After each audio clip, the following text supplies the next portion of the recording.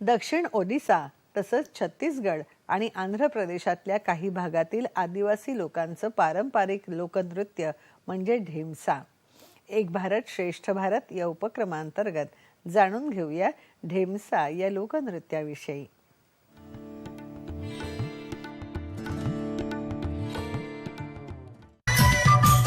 दक्षिण ओडिशा, छत्तीसगड, आंध्र प्रदेश इथे आढळून येणारं पारंपरिक वाद्यांच्या साथीनं सादर होणारं ढेमसा हे वैशिष्ट्यपूर्ण लोकनृत्य असून ते समूहानं केलं जातं. या नृत्यातील ताल, नाद, देहबोली, वेशभूषा, केशभूषा, पदलालित्य सारं काही भुरळ घालणारं. अतिशय साध्या नृत्याच्या नृत्यातून आदिवासींच्या साध्या राहणीचंच प्रतिबिंब आपल्याला पाहायला मिळतं.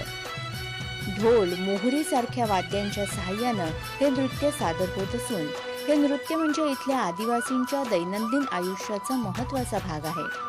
जन्म, मृत्यू, विवाह अशा सुखदुःखाच्या वेळी हे नृत्य केलं जातं. रोजच्या शारीरिक मेहनतीतून विरंगुळा देणारं, आनंद देणारं, सर्वांना एकत्र आणणारं आणि मनोरंजन करणारं हे ढेमसा नृत्य म्हणजे आदिवासींच्या जीवनाचा अविभाज्य भागच.